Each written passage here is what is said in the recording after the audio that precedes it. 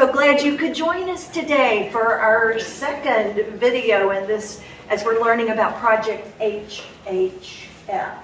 And what is that? Well, I've got a little poster, a little visual to show you.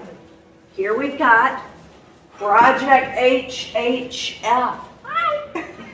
And today we're going to be looking at the first H of Project HHF, which is the head. We're going to be looking at elements of discipleship. The three ones that we're looking at in this project involve, starting at the top, head, hands, and, here we go, thank you, feet. And when we're talking about our head, we're talking about what we believe. And this is going to be a little complicated one. So take away from this what you can. Now, belief, faith, I'm going to sort of be using those two words interchangeably today. But essentially what I'm talking about is trusting or believing in something that you can't really see, something unseen. For instance, I've got a bag right here with a ball in it. It's a baseball. a baseball. Now, I can't see that. I can't use any of my other senses to tell me what's in this bag. But look, can I feel the bag? Can I hold the bag? Sure. It's round. I can feel it's round. I'm thinking, you're right. It must be a baseball. Let's see. It's orange. I've never seen an orange baseball. Miss Kris, It's a tangerine. it's a tangerine. Sorry. Oh well, I sort of believed, but it wasn't really. That's one of the problems with belief and faith. You can't really see what we're trying to believe in when we're talking about things like Jesus and the disciples. They're not around anymore. But fortunately, we have stories and we have lessons, and that helps us grow our faith and believe. Now, I got another one. are you going to fool me again, Miss Kris? I hope not. This time is a microwave. A microwave, like a microwave oven? Yeah, it's a microwave oven. I'm starting to be a little doubtful about that. I mean, just the size of it alone. I can feel it's a tiny. I'm a little doubtful, Miss Kris. Just because you can't see it, you don't believe? Well, it does make it difficult. Let's see what we got this one. See, it was a microwave. It's a little tiny microwave. Oh, I don't know if you can see this, but it's roasting a little teeny weeny chicken. So that time, I doubted, and yet it was true. This is so hard. It's so hard to believe in things that you can't really, you can't see. But that's what faith is, isn't it? That's the whole point. And one of the things that helps us believe is trusting in the person who is asking you to believe. And I think we can trust in God. We did a craft with that one time, didn't we? And it says, Trust God. trust God. And I was putting something in the Sunday school room, in a little Sunday school room, and just looked down, and there it was. On this one day that we're talking about faith and belief, this stone turns up and tells us to trust God. I think it was God having a little bit of help with our lesson today. Well, faith is something that God gives us, actually. And our faith can grow and it can change throughout our lives. In fact, if you asked me what I believed last week, It might be a little different than what I believe this week because I've spent the week studying and learning. And that's something that you guys can do as well. Study and learn more about your religion. We've got a book that can guide us called the Bible, called the Good Book, if you're following our Good Book series. But that's one way that you can help your faith grow. And trust me, there are going to be times in your life when your faith is hanging by a thread, probably. I've had my times, definitely. But there's actually a disciple, one of Jesus's 12 disciples who struggled with believing what he could not see. Is that Doubting Thomas? You've got the one. I'm going to read you a story real quick about one of the disciples who struggled with believing. Let me get my children's Bible here and get my glasses so I can see.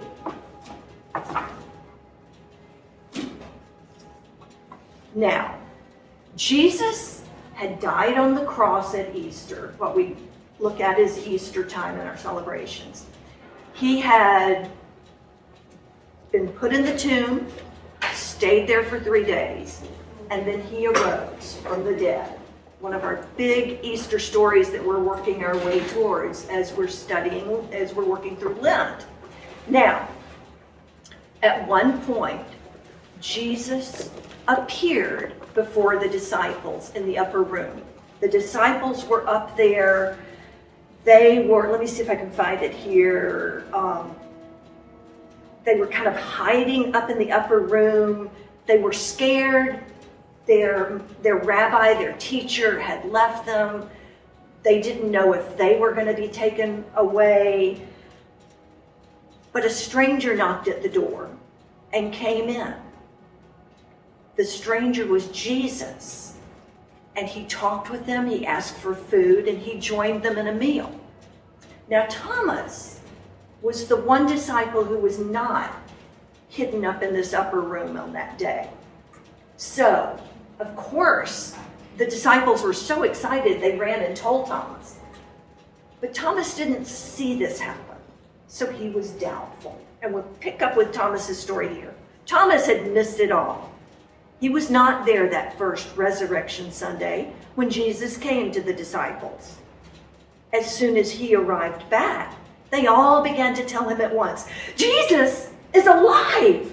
We have seen the Lord." "I don't believe it," Thomas answered bluntly. He had seen Jesus' dead body. No one could persuade him that a man could be alive again after a death like that. "I'd have to see the marks the nails made in his hands and feel the gash in his side where the Roman soldier thrust his spear before I'd believe," he said. A whole week passed. The next Sunday, the disciples were together again, and Thomas was with them. The door was locked because they were still afraid of the religious leaders. All at once, Jesus was with them in the room. "Peace to all of you," he said. Then he turned to Thomas and looked straight at him. "You may touch the nail marks in my hands and feel the place where the spear pierced my side," Jesus said. "But stop doubting, Thomas. Believe that I am alive."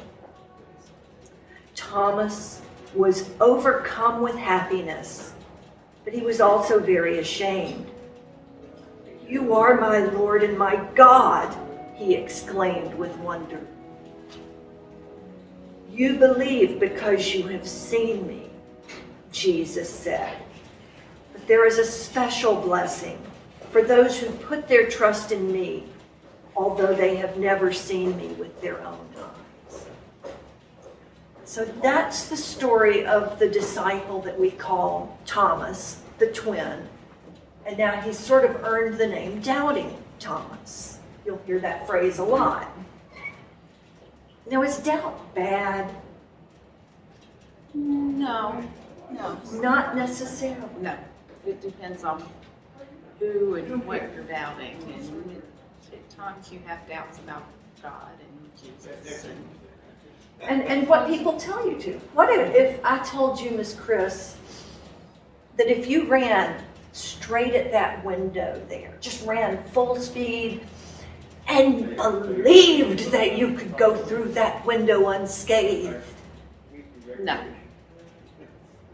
You have a healthy sense of doubt there. Because you know good and well it would smash your face and you'd be a mess. Yes, it would be. So that is a good, healthy doubt.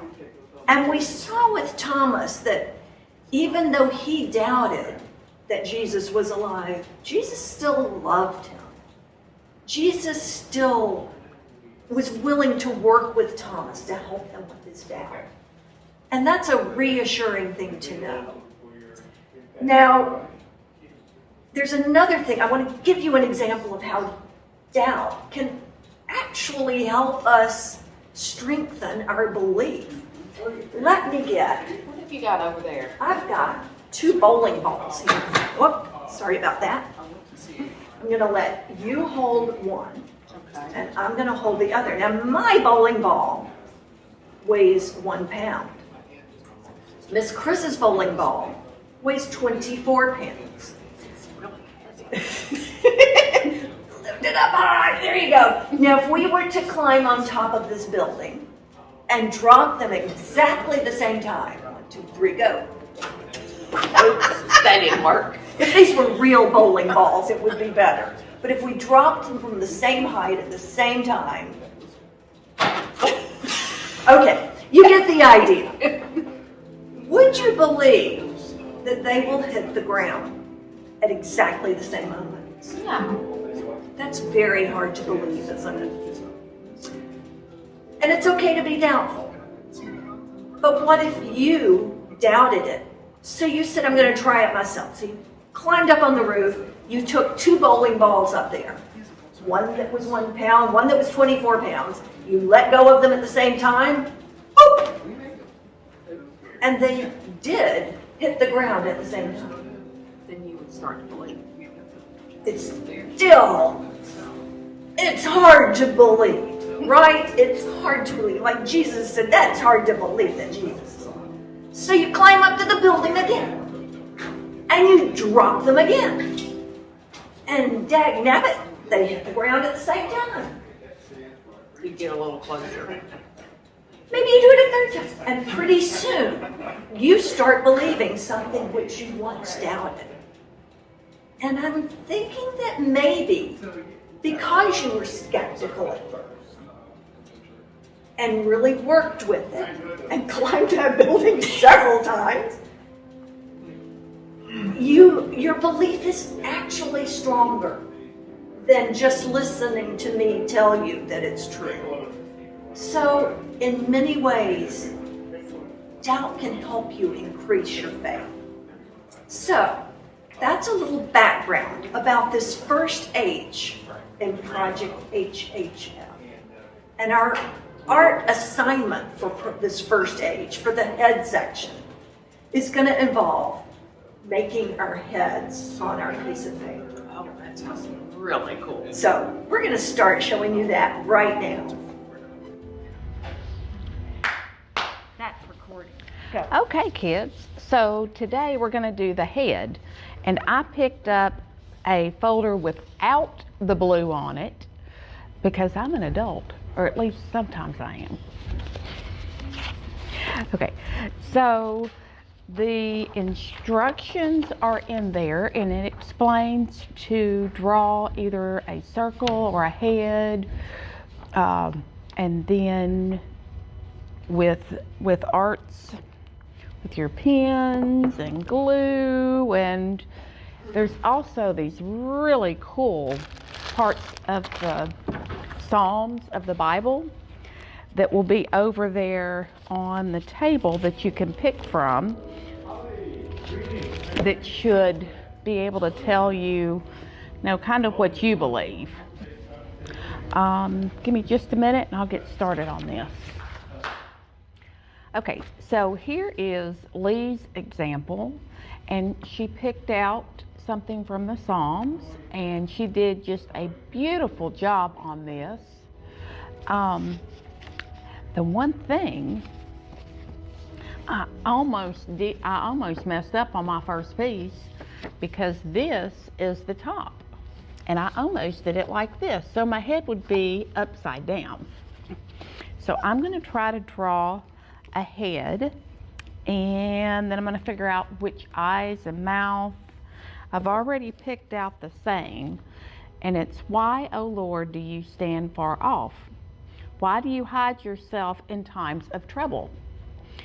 And that just spoke to me about a time when I was doubting, and how God and Jesus got me through, and that I'm in a better place now. So give me just a minute. I'm going to try to draw me a head. Okay, and now I have my alien head drawn. This just says that just because you're not an artist doesn't mean your picture cannot be up on the HHG project. So anyway, I am going to cut my eyes out of the piece of paper. Oops. And so, let's see. I like this one right here. It's wide and open. And this one right here too, because it's kind of sad, and that's what it was before my eyes were opened. And give me just a second and I'll cut that out. Okay, so now I've got my eyes decorated, and this is when I was sad, so I've kind of got it at a darker, more solemn color, and then this is when I was happier, so I've got it in a brighter, happier color. So first I'm going to glue it on there. Make sure that you have something underneath your glue stick so you're not putting glue on the table or something. There's that one.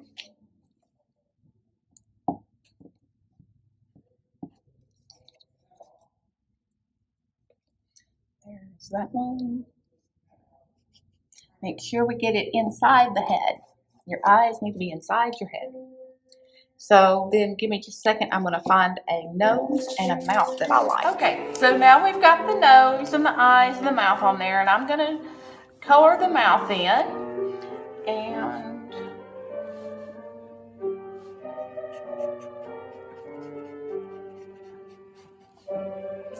put some lipstick on. I think that's what I'm going to do.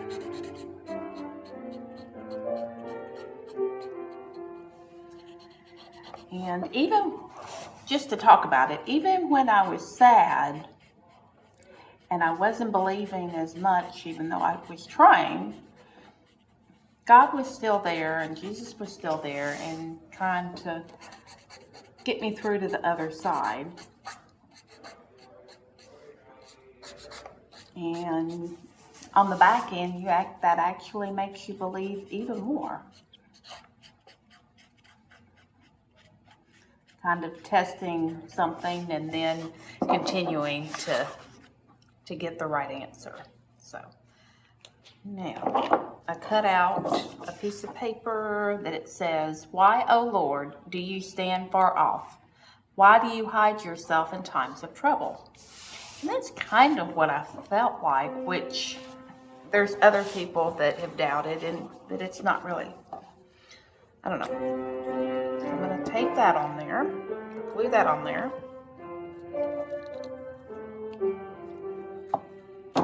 Oops.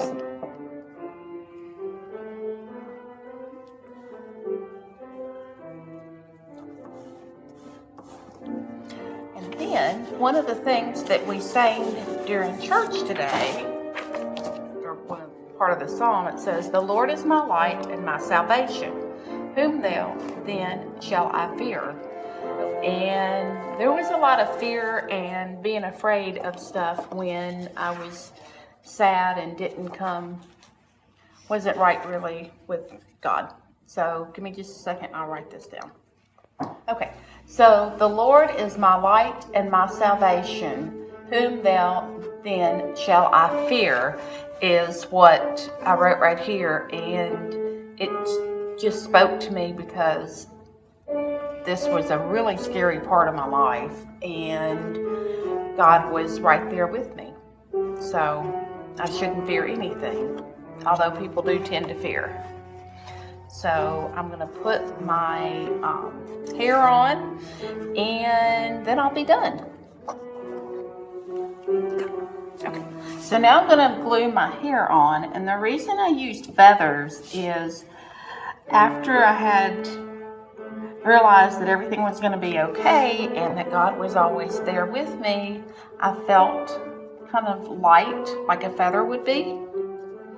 So I thought that kind of demonstrated what I was trying to say here.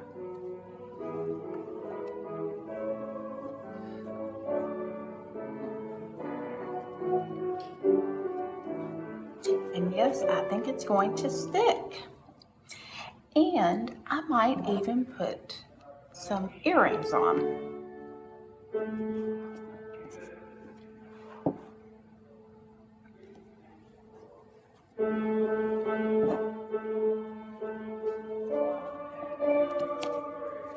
There we go. And one last thing. You always have to sign your artwork. So I'm going to sign my artwork.